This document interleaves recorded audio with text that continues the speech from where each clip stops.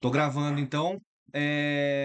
Eu não vou gravar a parte que nós vamos ficar parados, naturalmente, porque é muito mais fácil eu postar a aula menor, né?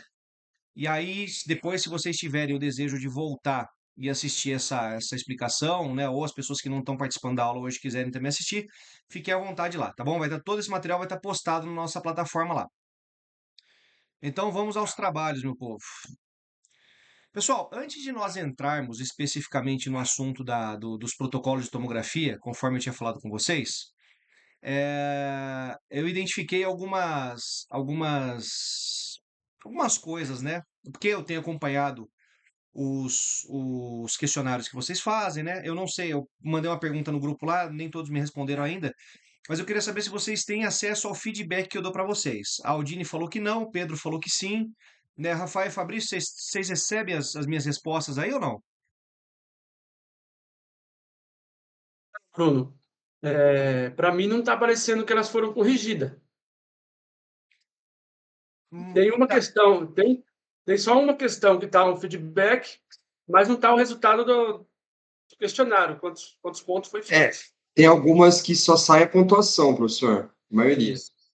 Porque algumas, na verdade, às vezes eu não dou feedback porque outra. Bom, vamos lá, deixa eu só estabelecer uma coisa aqui. Essas que saem a pontuação, vocês conseguem ver se elas estão certas ou erradas ou não? Não. Tá, eu vou Só ter que dar uma. aparece, por exemplo, as que está errada, embaixo está escrito feedback. Mas, por exemplo, nesses últimos questionários, É. está lá, por exemplo, 5 de 0, por exemplo, está lá. Não tá escrito quanto foi corrigido. Ah, aparece só a nota final. Por exemplo, se é um questionário de 10, vocês tiraram 5, mas não mostra quais são as corrigidas, né? Não, no caso o meu, por exemplo, está 5/0. Tá, eu vou ter que ver o que está acontecendo aí, porque assim, eu tenho me preocupado em passar, por exemplo, se é uma questão que está ali ou está o meio certo, né? Ou, ou a questão está errada, ou tem alguma coisa assim que faltou, eu sempre dou um feedback para que vocês possam verificar onde estão os erros, né? Então, desse modo, eu vou dar uma olhadinha, só me dê um tempo aí até amanhã para eu olhar direito o que está acontecendo lá, porque às vezes é uma configuração própria, quando eu configuro no o questionário para mandar para vocês, aí pode ser que alguma coisa não permita que vocês vejam o feedback, mas eu vou me esforçar aí para a gente resolver isso aí. Fala, Carlos, boa noite, bem-vindo aí. Só que, vamos lá, então estabelecemos isso, né? Muitos feedbacks vocês não estão recebendo. O que que eu percebi, né? Tem algumas coisas que eu identifiquei que vocês confundiram, né? Assim, porque são coisas muito próximas uma da outra. Por exemplo, né? Na última aula, nós nós começamos na terça-feira passada a falar sobre meio de contraste. Na quinta-feira, vocês tiveram a segunda parte dessa aula de meio de contraste, né? E aí eu percebi uma coisa. Muitos de vocês, quando foram responder os questionários, quando eu perguntei o que que era iônico, não iônico, iodado e não iodado, acabaram confundindo essas quatro definições, né? Então, por isso que eu achei importante a gente voltar nisso, né? Porque assim, vamos lá, vamos só revisar esse ponto específico. Iônico e não iônico é aquele, é o. Deixa eu voltar meu raciocínio para não perder tudo aqui do que eu tô falando. Vamos lá. Contraste iodado, ele é dividido em iônico e não iônico. Um ele tem dissociação de íons e o outro não tem, quando em contato, né, em contato com a água, né? O iônico, ele é aquele meio de contraste que dá mais reação. E foi como eu falei na última aula, né? Que por ele ser mais barato, ele é mais utilizado em redes particulares, clínicas e hospitais particulares. O não iônico é aquele contraste que ele dá menos reação. Consequentemente, ele é um pouco mais caro, as clínicas se afastam um pouco dele e deixam com que, né, o SUS quem fique responsável por comprar a maior parte desse tipo de contraste. Então, em primeiro lugar, iodado ele é dividido em iônico e não iônico. Então, o contraste iodado é aquele que tem em sua base o iodo, né? Ele, ele é dividido em iônico e não iônico. O iônico é aquele que tem mais reação e o não iônico é aquele que não tem que tem reação, mas não é tanto, tá? Agora, quando a gente parte para os contrastes iodados e não iodados, também é simples. A gente está falando de iodado, contraste à base de iodo, não iodado, contraste que não tem iodo em sua composição, ou seja, bário e gadolínio. Então, eu percebi que vocês confundiram um pouquinho isso aí, tá? Um outro ponto, né? Se vocês tiverem dúvidas, por favor, me interrompam aí, podem fazer suas perguntas, tá? Um outro ponto que eu percebi também que deu uma certa confusão foi o fato de que, quando a gente falou sobre janelamento, né? Alguns de vocês me responderam que o janelamento tem a ver com a escala de Hounsfield, beleza, isso está certo. Só que o janelamento, ele é como se fosse uma régua, né? Agora, hoje eu trouxe minha régua aqui. Como se nós tivéssemos a nossa régua aqui de menos 1.000 a mais 1.000, com o 15 aqui representando a água, né? Igual a zero. E o janelamento é como se eu pudesse movimentar essa barrinha aí do janelamento tanto para positivo quanto para negativo, ou seja, para que eu possa trabalhar com a densidade. Nós vamos falar isso aqui um pouquinho mais à frente, quando eu for revisar alguma coisa de protocolo com vocês, mas só se lembrem que ele é responsável pelo brilho, o janelamento é responsável pelo brilho e pelo contraste, tá? Que é o tal do window level, né? O WL, que ele é responsável pelo brilho, e o window width, que é o WW, ele é responsável pelo contraste, tá bom? Então são essas coisas aí que eu percebi que travaram um pouquinho, tá? Alguma dúvida sobre isso, gente? Quiserem comentar alguma coisa aí, fiquem à vontade. Esse é o tempo. Não, professor, tudo certo. Beleza, então vamos seguir. Outra coisa, tá? Gente, eu sei muito bem como é que é. Fui aluno, ainda sou aluno, e eu sei que na correria do dia a dia, né, assim, a gente tenta melhorar, maximizar o nosso tempo da melhor forma possível, né? Mas eu tenho percebido, assim, algumas coisas, e aí é só um toque, tá, gente? Não tô, de forma alguma, tô dando carcada em ninguém. Afinal de contas, é todo mundo velho e barbado aqui, né? Assim, já já sabe, já trabalha, já paga suas contas, né? Mas eu tenho percebido que, assim, quando vocês vão me responder, eu faço esses questionários de maneira dissertativa, justamente para que possa exercitar na mente de todos vocês o raciocínio lógico de, bom, se eu precisar explicar isso aqui para alguém, que seja para um médico, seja para um paciente, como eu vou explicar? Com poucas palavras, né? E aí eu tenho percebido ali que uns copia e cola do Google ali, né? Teve alguns exercícios que apareceu assim, inclusive, que eu vou explicar no próximo slide, assim, eu falei, bom, deixa eu só dar um toque, né?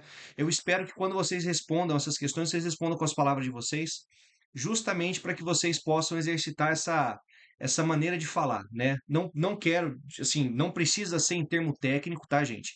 A minha exigência aqui é para que vocês realmente possam entender o que está sendo dito e possam expressar o que está sendo dito, né? O que está sendo explicado. Então, se vocês chegarem para mim de uma maneira simples, mas conseguirem me explicar o que está sendo perguntado lá, pô, legal, tranquilo.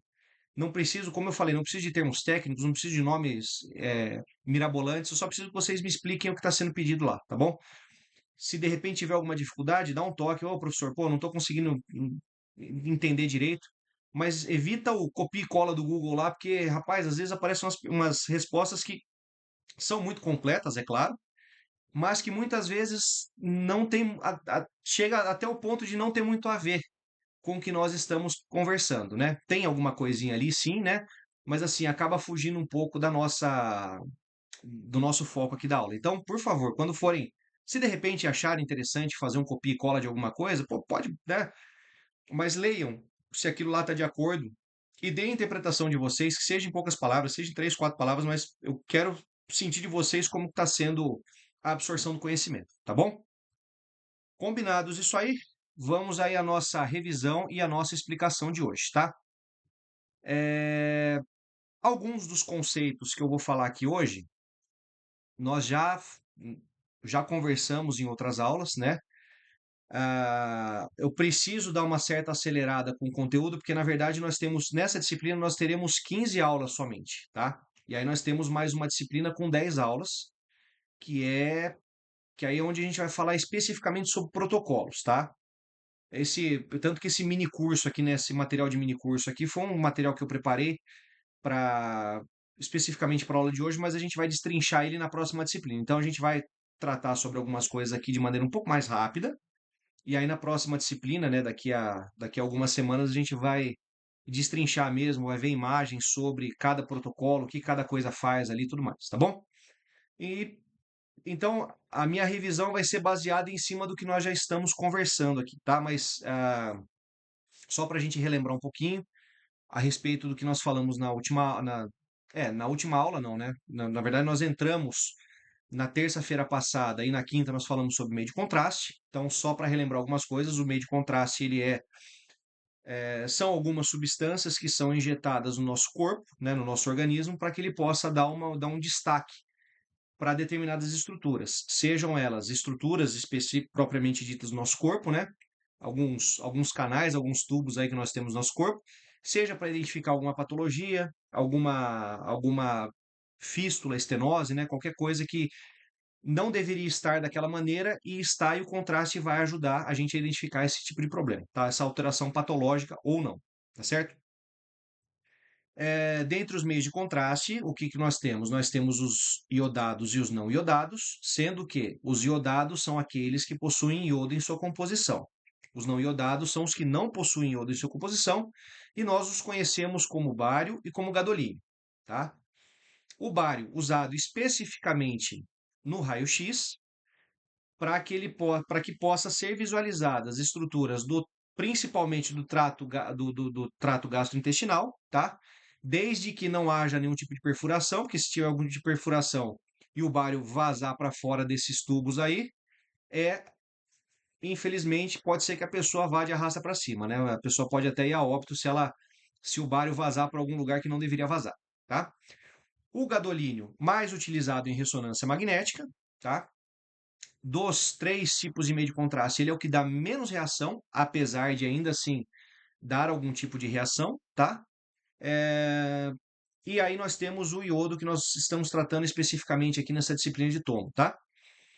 No caso do iodo, o que acontece? Nós temos o contraste iodado iônico e o não iônico, que eu comecei a falar para vocês aqui no começo da aula de hoje, né? O iônico é aquele que sofre dissociação de suas moléculas, consequentemente, ele. Desculpa, peraí que eu dei uma perdida aqui. O iônico é aquele que tem maior reação, né? Que causa mais reação no paciente. O não iônico é aquele que causa menos reação. Aí eu passei um adendo para vocês aí, tá? Que no caso do não iônico, ele é mais utilizado no sistema público de saúde, que não se importa tanto com preço, né? Porque ele é um pouco mais caro. E o iônico, por ser mais barato, ele é mais utilizado em clínicas e hospitais particulares, né? Porque essas instituições visam muito mais o lucro, né? Inclusive, um de vocês aí me respondeu isso, eu achei bastante pertinente ter falado sobre isso, né? Que foi uma característica que nenhum dos outros observou e um de vocês observou. Eu achei bastante legal ter falado sobre isso. Aí nós temos, na utilização do meio de contraste, sim, importante. Por nós fazermos, né, por prevermos que o paciente vai precisar usar o meio de contraste num exame de tomografia, nós pedimos um preparo específico para os pacientes, né? Então, pacientes que são diabéticos e são usuários da metformina devem suspender a utilização do medicamento 24 horas antes e 48 horas depois. Por quê? Porque a metformina, em contato com o contraste iodado, pode gerar sérios problemas renais ao paciente. Então, a gente precisa pedir para que o paciente suspenda a utilização da metformina, tá? Para pacientes considerados, entre aspas, normais, sem problema nenhum, é pedido para que o paciente possa, então, fazer um jejum de pelo menos 4 horas antes do exame, né? Para evitar que o paciente tenha algum tipo de náusea, para que o paciente não vomite e tudo mais, né? Então, o tempo de jejum é o mesmo para os dois, né? Só que no caso do paciente que tem metformina, ele precisa suspender o medicamento, e o paciente que não usa metformina, não precisa suspender medicamento nenhum, apenas fazer o jejum. Senhor, Pode falar, Pedro. qual que é o tempo de jejum mesmo? Não ouvi. 4 horas. 4 Isso horas. para usar qual contraste? O iodado? Qual que é? Isso, exatamente. Então, o paciente, já prevendo que o paciente vai utilizar o meio de contraste iodado, ele precisa fazer esse jejum de 4 horas aí, de água e alimentos, Tá certo. tá Obrigado. bom? Ah, tá, então sobre o preparo do paciente, tá ok? Se alguém mais tiver alguma dúvida. Lembrando que nós falamos também sobre parte do preparo, né? Também sobre a anamnese, que é um questionário, onde o paciente vai preencher ali informações importantes, como nome, idade, peso, altura, se faz uso de algum medicamento, se tem alergia a meio de contraste, se tem alergia a, por exemplo, em alguns questionários eu já vi o seguinte: ao invés de perguntar se a pessoa tem alergia a meio de contraste, pergunta se a pessoa tem alergia a frutos do mar. Frutos do mar são ricos, né, em iodo. Então, é uma forma de ajudar a pessoa a entender também eh, quais são os riscos que ela está propensa se ela utilizar o meio de contraste iodado, né? Então, aí se pergunta se a pessoa tem alergia, se a pessoa autoriza o uso do contraste, se a pessoa tem alguma patologia, né, que gostaria de relatar, enfim, entre outras informações, a anamnese é bastante importante para que a gente possa fazer o nosso trabalho da melhor maneira possível e para que não deixe o paciente correr riscos, tá? Ah, passando um pouquinho agora, né? Falamos da anamnese, falamos do preparo, meio de contraste, agora a gente vai falar um pouquinho, revisar um pouquinho rapidinho sobre as reações do meio de contraste, né? Então, nós sabemos que nós temos 3 tipos de reações, sendo elas leves, moderadas ou graves, que também são conhecidas como agudas, essas graves, né? As leves são aquelas reações que o paciente não precisa de hospitalização, não precisa de nenhum medicamento, e elas vão embora por si só. É uma dor de cabeça que aparece, é uma coceira que aparece, mas ela vai embora por si só, tá? Ah, as reações moderadas são aquelas que elas vêm um pouquinho mais pesadas. O paciente vai precisar procurar ajuda médica, apesar de não precisar ficar internado, mas ainda assim vai precisar de um socorro médico para que o médico possa passar algum medicamento e para que possa deixá-lo em observação por algum tempinho aí também, tá bom? E nós temos as reações graves ou agudas, né, que são aquelas reações em que o paciente precisa ser hospitalizado, precisa ser medicado e se não tomar cuidado, essas reações podem levar o paciente a óbito, tá? Sobre o tempo de reação do paciente. Então nós temos as agudas ou imediatas e nós temos as tardias. Agudas e imediatas são aquelas em que o paciente tem quase que imediatamente, né, enquanto está injetando contraste ou poucos minutos após a injeção do contraste no paciente, o paciente vai ter aquela reação, né? E no caso das reações tardias, são aquelas em que o paciente faz o exame, vai para casa 1 hora depois, né, meia hora, 1 hora depois, ou até 6 meses depois, ele pode ter reação em relação àquele meio de contraste, tá bom? Foi isso que eu quis perguntar na questão onde eu queria saber sobre o tempo, né? E alguns de vocês responderam, que o contraste fica 2 horas no organismo. Tá certo, né? O contraste, ele realmente ele é eliminado do organismo do paciente. Mas quando eu pergunto sobre o tempo de reação, é sobre isso que eu estou dizendo, né? Quanto tempo o contraste pode agir no corpo da pessoa. Então, a- aliás, como se determinam as reações, né? Então, assim, elas podem ser imediatas ou agudas, né? Podem acontecer imediatamente ali enquanto o paciente está sendo medicado, ou então podem ser tardias, onde o paciente vai sofrer ali as reações de 30 a 60 minutos depois, ou então até 6 meses após a administração desse contraste. Beleza, pessoal? Alguma dúvida nessa breve revisão? Professor, valeu.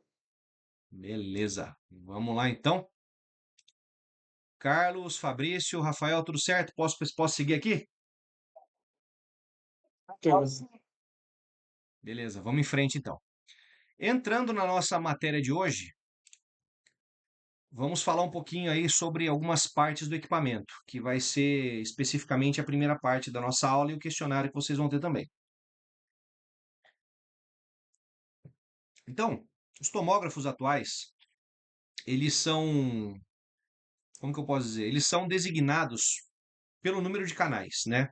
Então, os canais na tomografia computadorizada, ele se refere ao número de detectores de raio-x presentes no equipamento. Então, o que acontece? Quanto maior o número de detectores, quanto mais detectores estiverem disponíveis para capturar os raios X que passam pelo paciente e são capturados por esses detectores, maior o número de canais, né? Consequentemente, quanto mais detectores nós temos, melhor a resolução da imagem formada e também melhor o tempo do exame, né? Então vamos lá. O tomógrafo, os tomógrafos eles têm diversos números de canais aí, né? Nós vamos conhecê-los daqui a pouco no próximo slide. Significando que quanto maior o número de canais, nós temos um número maior de detectores, consequentemente, nós teremos uma qualidade de imagem maior e nós teremos menos tempo para a realização dos cortes tomográficos, tá certo? Daqui a pouco eu vou passar um vídeo que ele dá uma resumidinha para a gente sobre isso aqui, ele vai mostrando também um pouco sobre esses conceitos que nós vamos falar aqui, como que aplica isso na hora do exame, tá? Sobre o número de canais. Então, nós temos o tomógrafo de 16 canais, né? Que eles possuem algumas limitações, mas eles fazem a maior parte dos exames em uma rotina hospitalar. Então, os hospitais mais simples, né, que possuem, né, que são beneficiados aí por terem um equipamento de tomografia, a maior parte deles tem esse tomógrafo de 16 canais aí, né, que são os equipamentos que às vezes não são muito caros, são os hospitais mais simples, né, mas que eles ainda assim são beneficiados porque a maior parte dos exames que são realizados ali conseguem ser realizados por meio desse tomógrafo. Aí nós temos um upgrade, que é o tomógrafo de 20 a 40 canais, que ele tem uma qualidade melhor da imagem, mas ele não suporta os exames mais complexos, como por exemplo os cardíacos. Então, lembra que a gente falou da história lá das gerações dos tomógrafos? É mais ou menos, nós temos aí o número de canais, eles não acompanham especificamente as gerações, mas eles vão dando como se fosse acompanhando ali a evolução das gerações dos tomógrafos, né? Nós temos o de 64 canais, que ele é vamos dizer assim, é o melhor custo-benefício, né? Por quê? Porque ele realiza todos os exames de rotina e realiza também boa parte dos exames de maior complexidade, como por exemplo os cardíacos, que os de 20 a 40 canais não realizam, tá? E, por fim, nós temos o de 128 canais ou mais, que eles são os top, né? Os chamados tomógrafos premium aí, que eles permitem obter imagens altamente detalhadas com menor dose de radiação. Então, além de eles terem, né, eles serem mais sensíveis à radiação, consequentemente, por serem mais sensíveis, eles não precisam de tanta radiação para que a imagem possa ser gerada, né? E, consequentemente, também, as imagens elas são melhor aproveitadas aí, né? São melhor tratadas quando se utiliza um tomógrafo 128 canais. Esses aqui estão presentes aí nas clínicas, né? Das melhores clínicas aí do nosso país, né? Que são clínicas e hospitais que são aquelas que estão preparadas aí para investir um bom dinheiro num bom equipamento, tá? Agora vamos falar aí, uma vez que a gente já conhece um pouquinho do tomógrafo, né? Dessa questão aí dos canais, e vocês vão ouvir bastante falar sobre isso. Ah, o tomógrafo lá de onde eu trabalho é 64 canais, é 128 canais, é 20 canais, é 40 canais. Então agora vocês já sabem o que significam os benditos dos canais aí, né? Então, vamos agora começar o exame, né? Vamos começar a destrinchar aí como que um exame de tomografia é feito, caso ainda não tenham nem visto como técnicos, nem participado como pacientes, né? Então, para iniciar o exame, a gente precisa zerar o exame, né? Que é colocar o protocolo lá. Dentre todas as coisas que a gente vai precisar fazer, né? Além de cadastrar o paciente, que vai estar no videozinho de vocês daqui a pouco, você precisa cadastrar o paciente, você faz aí o topograma, né? Coloca as informações certinhas lá, o scout, o tamanho a espessura do corte, o tamanho do incremento, quantos KVs vão, quantos MAS vão. Então você zera o exame. Você começa a colocar o protocolo, né? E vai demonstrar para o equipamento quando ele vai começar o exame, tá? Desse modo, é importante o primeiro passo, né, para que a gente possa iniciar o exame, a gente possa entender como que o paciente vai estar posicionado em relação ao Gantry. Nós temos duas posições aí, tá, gente? Duas posições possíveis, eu acho que vocês já até imaginam, né? Que o paciente entra de cabeça ou entra com os pés em direção ao Gantry, tá? E aí, uma vez que você já tenha colocado essas informações no computador, no equipamento, aí você vai começar então a brincar com o tomógrafo, tá? Você vai trabalhar com os protocolos já pré-estabelecidos, ou então, se precisar de alguma configuração adicional, é importante comunicar o médico radiologista lá que está de plantão. Professor, Pode falar, Pedro. na sua opinião, eu queria saber o que que você acha mais difícil em trabalhar com tomografia? Rapaz, o que eu acho mais difícil trabalhar com tomografia? Ah, bom, na verdade eu acho que assim, a parte de anjo é um pouquinho complicada. A parte de anjo tomografia é bem chatinha. É, né? É. Pelo menos do contato que eu tive com o anjo, eu acho que assim, foi a coisa mais chata que eu já tive que lidar aí. Por conta da periculosidade, assim, da sensibilidade, por causa do que exatamente? Olha, é um exame bastante sensível, né? Então, assim, Uhum, é muito por parte, assim, até um pouco de insegurança, porque eu particularmente não tive, o meu contato maior foi com exames mais comuns, né? sei. Agora com o anjo, muito pouco contato. Então, eu prefiro. Vaso sanguíneo é complicado, né, cara? Exatamente, exatamente. Aí o Carlos está falando que acha que trabalhar com médico chato. É, também é um problema, viu, Carlos? Trabalhar com médico chato, eu acho que é o. Nossa, isso é complicado, né? Sim, sim. Mas eu acho que essa parte de veias e artérias aí é uma coisa bastante sensível, tá? Então, assim, dentre todas as coisas, claro, que a gente toma um certo cuidado dentro da nossa área, tem algumas coisas ainda que eu não ponho a mão. Que eu prefiro não pôr a mão, na verdade, né? Então, assim, rotina de raio-x, todas as rotinas eu não tenho problema nenhum, apesar de que, tá? Eu tô falando sobre. Eu tô expandindo um pouquinho mais a sua pergunta aí, tá, Pedro? Eu tive muito pouco contato por exemplo, com uretrocistografia, né? Eu não fiz, eu acompanhei durante meu estágio lá, fazendo a uretra, né? Injetando o contraste na uretra do paciente, mas eu não fiz.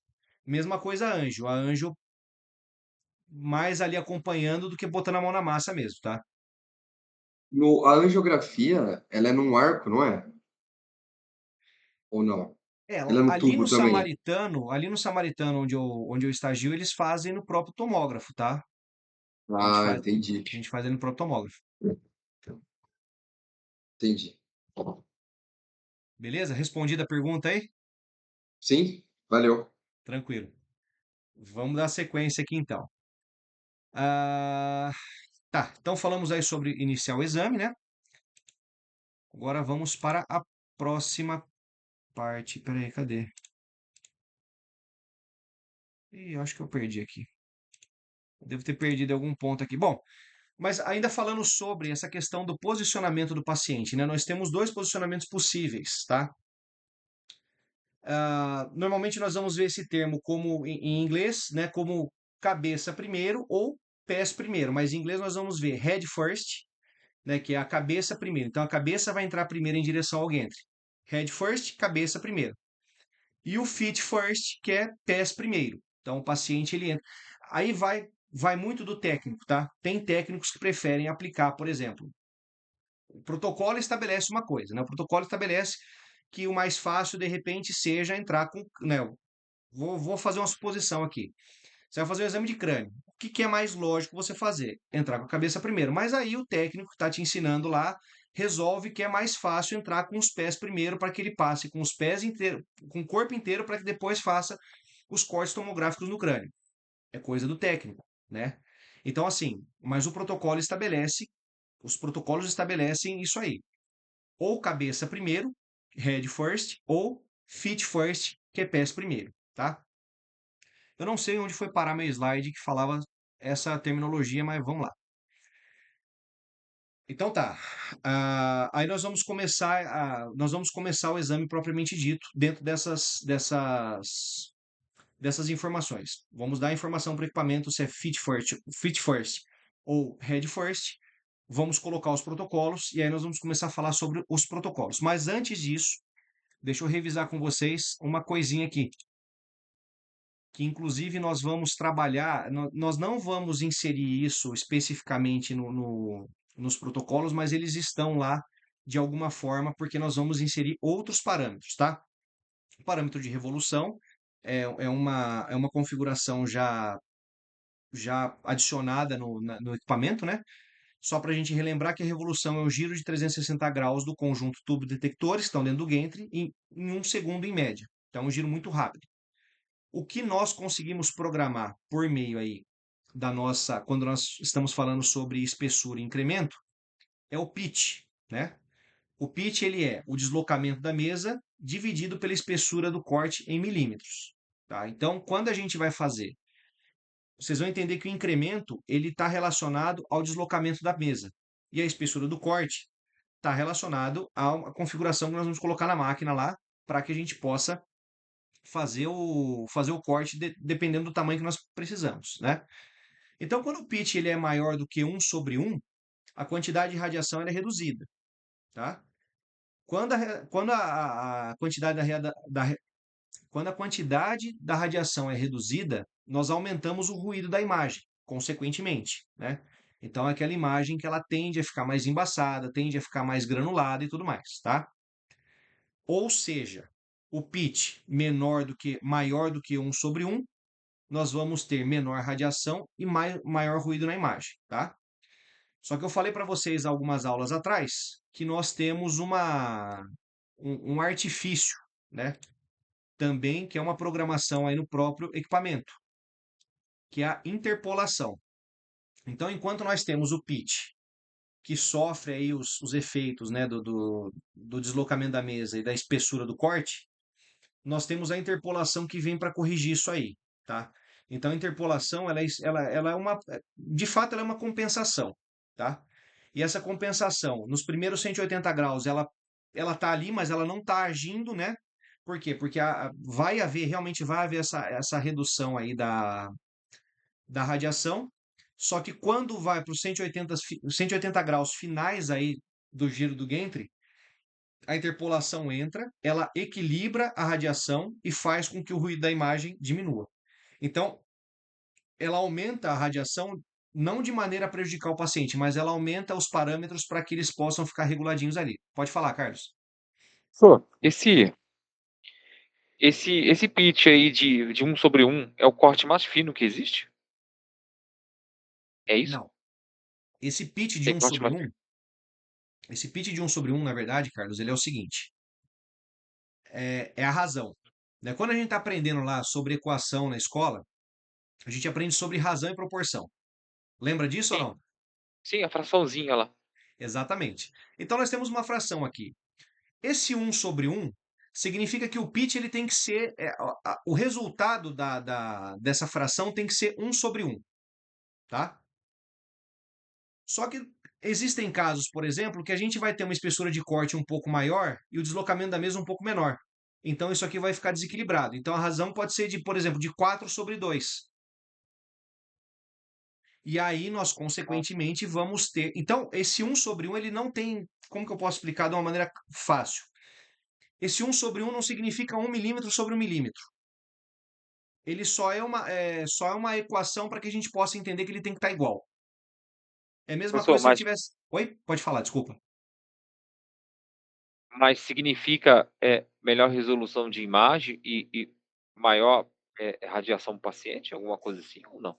O pitch, ele funciona assim. Se ele está 1/1, se ele está equilibrado, se ele está igualado, significa que esse é o cenário ideal para que uma tomografia saia bem, bem bonita, no caso, né? Bem assim, bem conclusiva, vamos dizer. Entendi. Então pode ser também 4/4.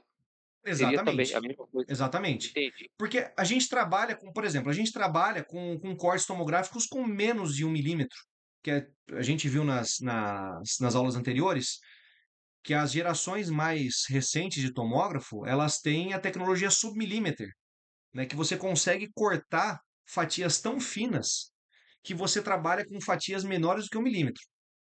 Só que lembrando que se nós estamos trabalhando com uma fatia muito fina, nós vamos já ter uma perda de resolução da imagem, tá? Consequentemente, consequentemente não. De maneira compensatória, se nós estamos trabalhando com uma fatia muito fina, temos perda de qualidade, mas nós conseguimos enxergar algumas coisas melhor, como, por exemplo, patologias em estágio inicial. Ficou claro? Entendi, Entendeu? entendi. Então, Professor, Peraí, pode falar, Carlos. Pode falar, só um desculpa. minutinho. Deixa o Carlos terminar, já passo para ah, você já. rapidinho, Pedro. Então significa, cara, que com um corte mais grosso a imagem vai ser melhor, então, né? É isso? Então, aí vem o pulo do gato, porque o corte ele tem que ser, o corte ele vai ser mais grosso, tá? Vamos por esse raciocínio. O corte ele vai ser mais grosso, consequentemente ele vai ser melhor, ele vai ter uma melhor resolução. Só que lembra que nós vamos ter um outro parâmetro aí que é o incremento, que é o deslocamento da mesa. Então a gente tem que regular isso aí para que isso não, para que isso, com o nosso conhecimento técnico, a gente tem que regular isso para que a imagem fique boa. Então a gente tem que entender que se a gente vai fazer um corte muito grosso, o incremento tem que ser compatível com aquele corte, entendeu? Entendi. Entendeu? Faz sentido? Faz sentido. Beleza. Se tiver mais dúvida, a Beleza, gente dá um outro jeito de explicar aqui. beleza, Pedro. Pode falar, Pedro. Então, é que para mim não fica muito claro. Por exemplo, quando o pitch está equilibrado, por exemplo, 1 por 1, isso tudo vai aparecer numa tela para gente. Essas informações, tudo isso está informado. Isso, exato. Tá? É que eu nunca tive contato com um tomógrafo. Então, tipo assim, para mim é tudo muito imaginário, sabe? Sim. Ó, tem um. Eu não sei se vocês conseguem baixar. Na verdade, eu tentei baixar aqui no meu computador, mas meu computador tá. Eu tô apanhando um pouquinho para trabalhar com ele aqui. Então, assim. Mas tem alguns simuladores, tá? Que vocês podem baixar para ter um contato, não com o tomógrafo em si, mas assim, mas ter um contato pelo menos como funciona o sistema. Você sabe o nome do site? Rapaz, eu vou pesquisar. Depois, procura. Bom, se vocês entrarem na loja de aplicativos da Play Store do iOS, se vocês procurarem como simulador de tomografia, aparecem alguns. Não é o caso, Beleza. tá? Esses aí, na verdade, eles não são o que eu estou procurando ainda. Mas se vocês procurarem como simulador GE, simulador tomografia GE, simulador de tomografia Siemens, vocês têm lá acesso, inclusive os vídeos que eu vou passar para vocês aí a partir dessa aula, né, nas próximas aulas, o técnico que está explicando, né, que ele vai brincar aí com o sistema, ele está usando um desses simuladores. Então acho que é importante vocês, se vocês tiverem a oportunidade de baixar e dar uma fuçada lá, acho que é legal. Beleza. Beleza? Tudo certo, pessoal? Posso seguir aqui? Mais alguma dúvida aí? Professor, Diga esse lá, pitch Rafael. 1 por 1, ele tem que sempre ser igual? Ou você pode colocar, por exemplo, 1 por 2, dá algum problema? Ou tem que ser sempre iguais os números? Não, vamos lá. Deixa eu voltar no que eu estava falando com o Carlos. O pitch ideal é 1 por 1, tá? Mas isso não significa. O 1 por 1, ele é só um número de referência, gente. Ele não é uma. Ele não quer dizer que ele é 1 milímetro por 1 milímetro. Então, apaga um pouquinho disso da cabeça, tá? A gente está falando só sobre razão. Agora, se nós formos passar, por exemplo, para um ponto aí que a gente vai colocar uma espessura específica, vamos colocar aí, que nós queremos cortes de 2 milímetros. E nós queremos um incremento, ou seja, uma movimentação da mesa de, sei lá, 1 milímetro. Esse pitch ele vai ficar um pouco desregulado, né? Porque a razão dele vai ser diferente. Ou seja, 2 sobre 1 vai ser 2. Então, o pitch aí, nesse caso, vai ser maior do que 1 sobre 1. Concorda comigo, Rafael? Concordo. Então, aí o que acontece? Se a gente aplicar essa, essa espessura do corte um pouco maior, né? Se a gente não conseguir equilibrar essa espessura do corte, consequentemente a gente vai ter uma perda, porque nós vamos ter uma redução da radiação. Concorda comigo?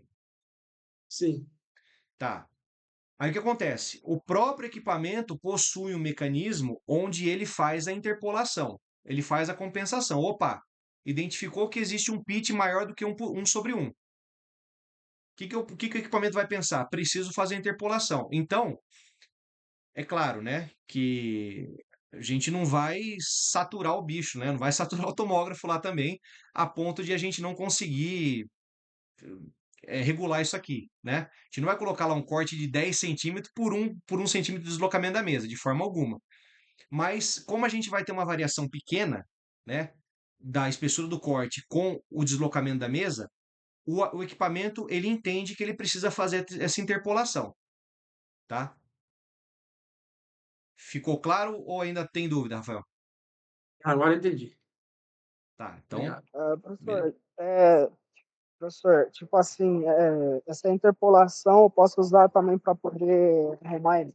Ou não? Peraí, cortou a última parte, eu não entendi, Fabrício. Você pode usar ela para quê? É, eu posso usar para poder melhorar a imagem? Sim, ela é um mecanismo, né? Ela é um parâmetro já incluso no sistema do equipamento, justamente para que ele possa melhorar a imagem. Ah, certo. Então, tipo, na aplicação da dose, eu sabendo que vai, por exemplo, vai ser muito forte ou muito alto, eu posso usar essa interpolação junto com o pitch. Isso, você vai contar com ela, exatamente. É que o que eu quero dizer para vocês é que assim, a interpolação você não faz a regulagem. O pitch, você tem o poder de regular ele, por quê? Porque você vai colocar a espessura do corte e vai colocar um incremento. Você vai fazer a regulação disso. A interpolação é mais ou menos como se fosse uma. Como que eu posso dizer assim? Vai, nos termos mais modernos. Como se fosse uma inteligência artificial no equipamento que entende, opa, tem uma divergência aqui. Vou trabalhar para que essa divergência não seja tão grande. Entendeu? Ah, sim, certo. Não, só isso. Obrigado. Beleza. Precisar, pode interromper. Não tem problema não, tá, gente? Viu, professor? Diga lá, Então, Carlos. você sabe que eu estou pensando aqui numa coisa que parece que ficou uma lacuna entre tudo isso aí e quando que eu devo usar ou quando não devo usar. O técnico ele tem que dosar essa proporção tudinho. Me fez assim, pensar que eu que vou decidir quando que isso vai ser feito. Avanço de mesa, e tudo mais. Tipo assim, isso depende da estrutura que está sendo estudada, professor, ou não? Tipo assim, uma Essa parte tomografia. depende que eu não entendi, porque cortou um pouquinho. Você falou que depende do quê? Depende da estrutura que a gente vai estar em estudo, tipo assim, um crânio, alguma coisa assim. Depende disso, tipo assim, vai ter um avanço de mesa determinado do tórax, vai ter sabe, um pitch determinado. Eu entendi. Depende, tipo assim, professor, se for tirar um tórax, por exemplo, a partir da T2 já pode aplicar essa técnica. Tá, entendi a pergunta de vocês, entendi. Muito, muito boa pergunta, viu, Carlos? O Fabrício também completou bem legal. Lembrando, os protocolos, eles são pré-programados. Então, assim, nós temos um padrão ali. Vamos lá, vamos voltar para o raio-x para a gente entender um pouquinho melhor, né? Quando a gente vai fazer um tórax, né? A gente chega lá na sala de raio-x, por mais que a gente tenha vivência, né, tudo mais, mas a gente vai fazer um tórax, aí a gente vai regular lá o aparelho. Nós vamos colocar KV, MAS e tudo mais, né? Tem uma colinha ali do lado. Não sei se onde vocês fizeram estágio, onde vocês trabalham, tem a colinha. Lá no Samaritano tem. Tem uma colinha lá. Ah, tantos KV para tantos MAS. Existe um padrão, tá? Então, assim, para o raio-x existe o padrão. Na tomografia também existe esse padrão. O protocolo, ele vai estar lá inserido no equipamento. Então, por exemplo, a gente vai fazer uma tomografia de um crânio, tá? Aí nós vamos colocar. Tudo isso vocês vão aqui daqui a pouco se der tempo de passar o vídeo para vocês, vocês vão entender que dá para a gente que dá para vocês visualizarem isso.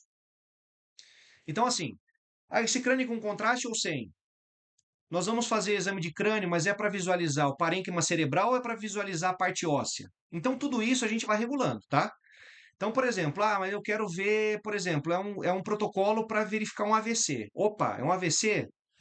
Mas é uma suspeita ou é um AVC diagnosticado? Tá, beleza. Então, os cortes, né, as espessuras dos cortes e o deslocamento da mesa, eles já estão meio que pré-programados lá. Se nós formos fazer alguma alteração, é possível, tá? mas o protocolo já está lá. É a mesma coisa, o paciente é muito gordo ou o paciente é muito magro. A gente vai aplicar um KV maior, vai aplicar um KV menor? Sim, vai depender do que você entende que aquele paciente precisa. Mas existe o padrão. Então, assim, só para fechar essa pergunta de vocês aí. De novo, o pitch, ele não é, você consegue regular vamos lá, o conceito do pitch, ele é regulado pelo quê? Pela espessura do corte e pela movimentação da mesa. Não tem um campo lá no sistema que você vai falar assim, opa, vou mexer no pitch, pum, clica no pitch e abre os negócios. Não. Automaticamente, quando você mexe na espessura, você mexe e você mexe no deslocamento, você está mexendo no pitch. A interpolação, é como eu falei, ela é parte do sistema. Então, ela é um sistema de correção, tá?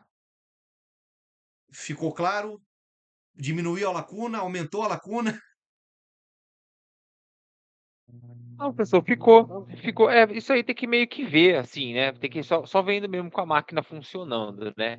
Isso. Vai dar assim um insight assim na gente. Mas, Como o professor, professor e a disse, velocidade e a velocidade da mesa, a gente determina também, é isso? Também determinamos. A gente determina a quantidade, o tamanho do deslocamento. Isso em milímetros também, tá? Então a gente vai determinar isso. Por isso que eu falei que é importante, depois espero que dê tempo da gente passar pelo menos um vídeo, né? Eu tinha separado dois. Um é muito longo, eu acho que vai ser bom eu colocar depois para vocês visualizarem no pós-aula, tá? Mas essa parte aí de você verificar ali, eu posso ajustar isso aqui, posso ajustar, você consegue ver sim. É você que vai fazer, tá? Certo. Fabrício tinha uma pergunta, um comentário, alguma coisa?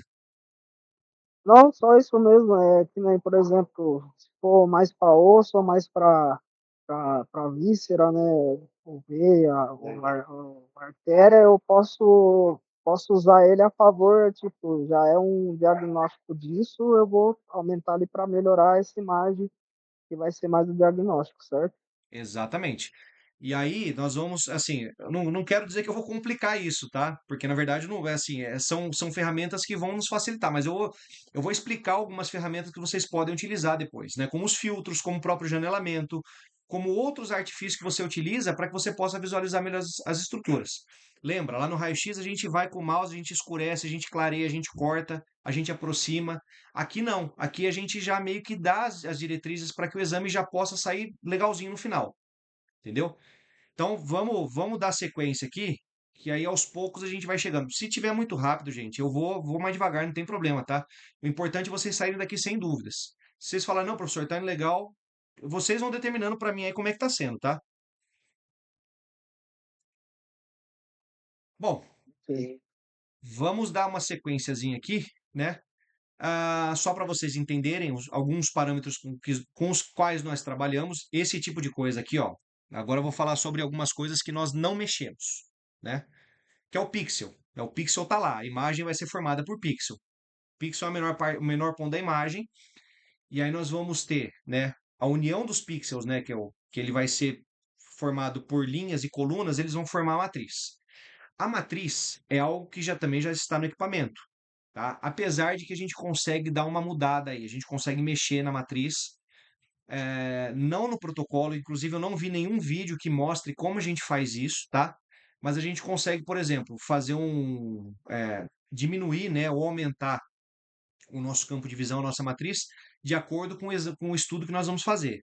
Eu falei algumas aulas atrás que uma matriz de um exame de ouvido vai ser diferente de uma matriz de exame de tórax, né, ou de abdômen. Então, são coisas completamente diferentes, né?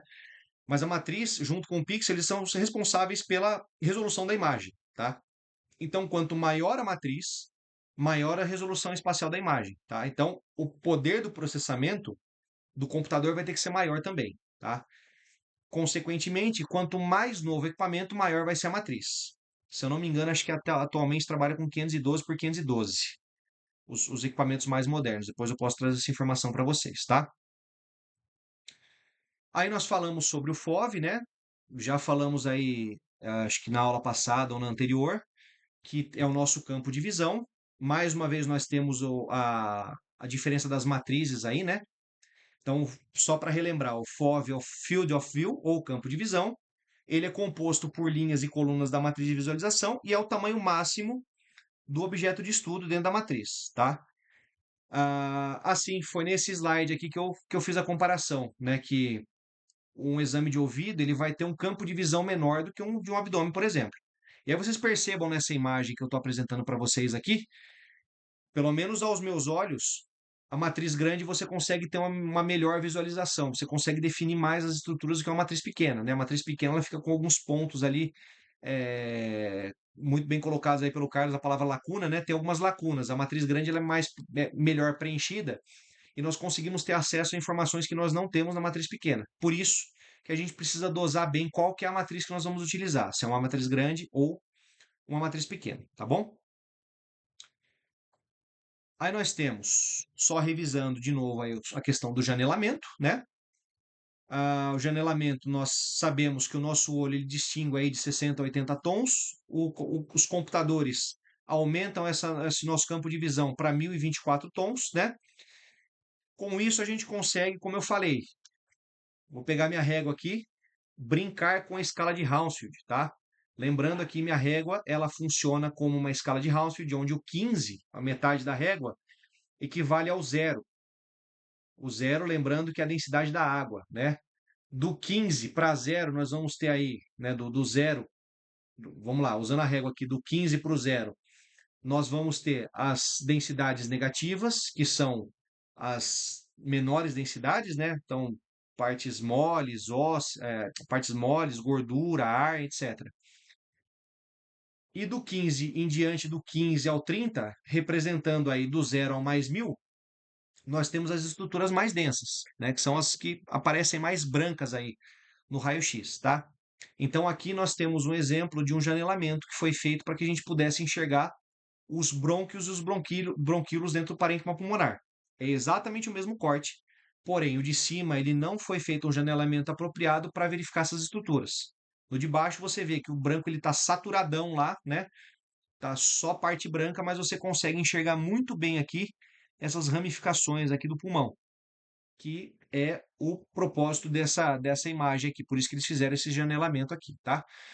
Alguma dúvida sobre janelamento?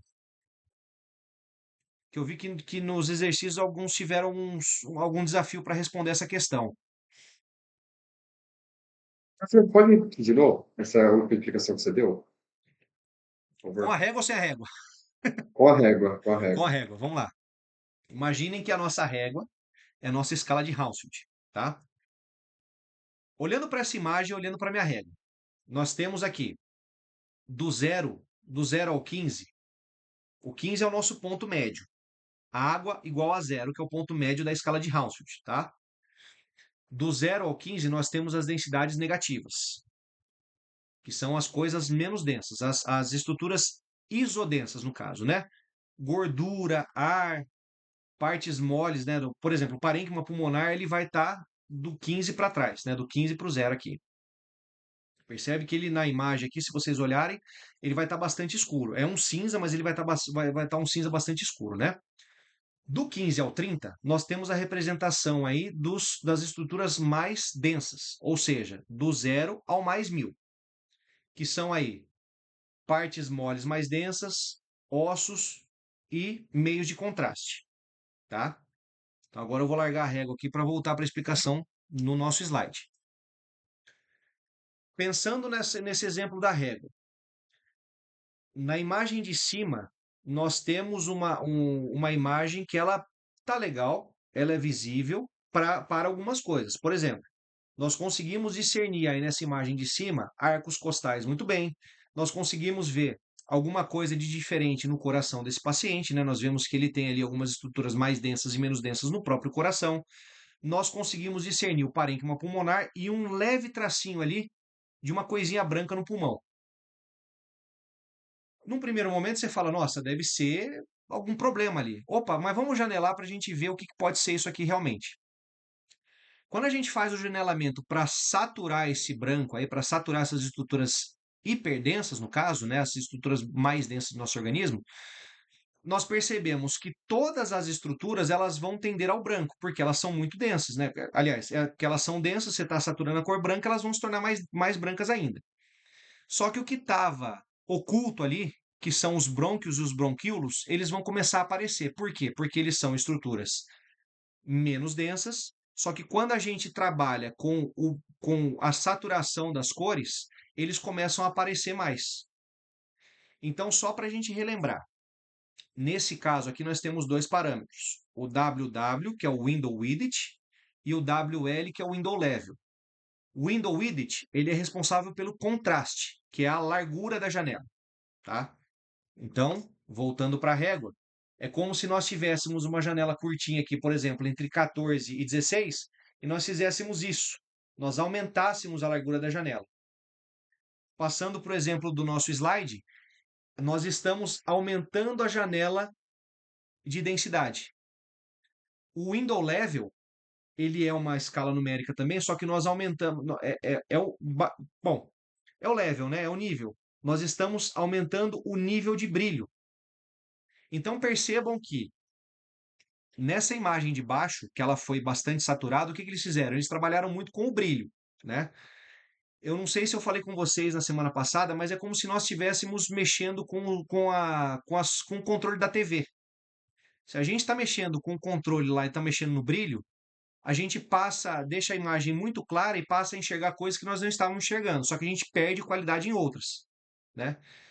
Então, basicamente, o janelamento serve para isso, para que a gente possa mexer com o brilho, o contraste e evidenciar estruturas que antes não tinham sido evidenciadas. Ficou claro, Pedrão? Mais claro sim, professor. Beleza. Obrigado. Ficou alguma dúvida? Vamos, a gente volta aqui, não tem problema. Não, de boa, não, melhorou bastante. Tranquilo, beleza. Bom, essa parte aqui eu já expliquei para vocês, então falei sobre a altura da janela e o tamanho da janela, né? Então, só para a gente revisar, WW responsável pelo contraste, WL responsável pelo brilho, tá? Então, aqui já podemos passar direto que eu acabei de explicar para vocês. Ah, ó a parte do Head First e o Feet First aí, que eu tinha falado para vocês. Então, só para a gente voltar no começo lá, Head First é quando o paciente entra com a cabeça primeiro, Feet First é quando o paciente entra com os pés primeiro. Depois eu vou fazer a alteração nos slides aí para que fique em ordem, tá bom?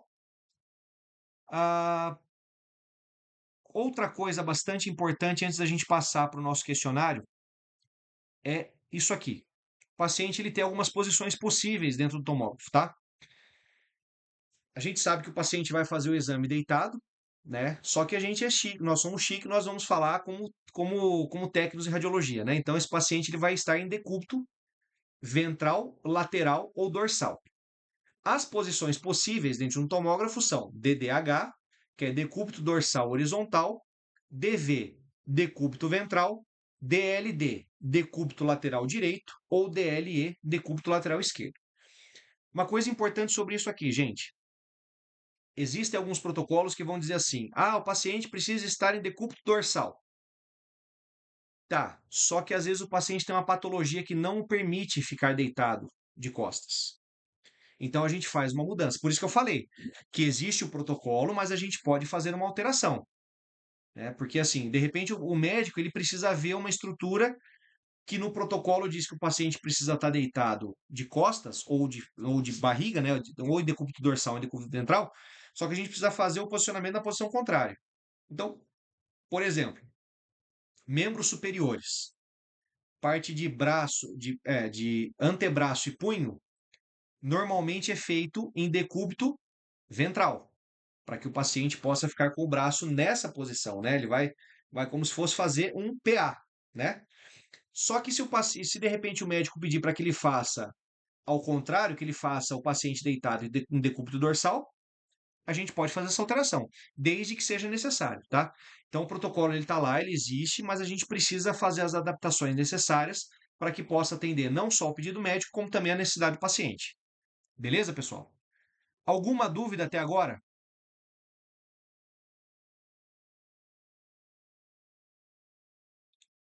Não.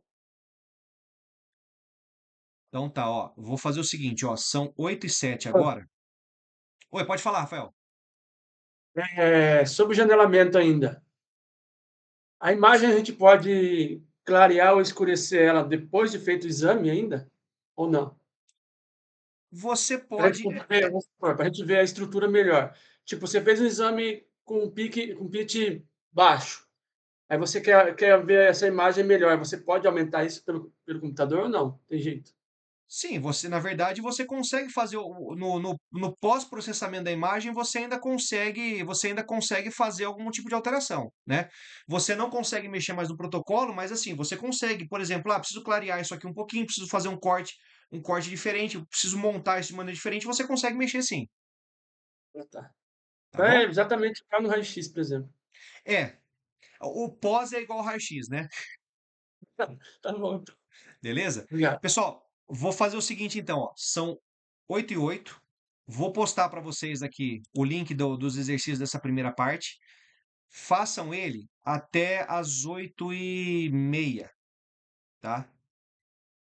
Até as 8h30. Então, vou dar 20 minutinhos para vocês. Aí eu retorno aqui e vejo como é que tá. Se tiver legal, aí depois eu já dou um intervalinho para vocês aqui, tá? Aí a gente faz um intervalinho de uns 15, 20 minutos e retomamos aí a segunda parte, beleza? Estou à disposição, se precisarem me chamem aí no WhatsApp, tô ligado no computador aqui também, é só me chamar, beleza? Beleza. Até já.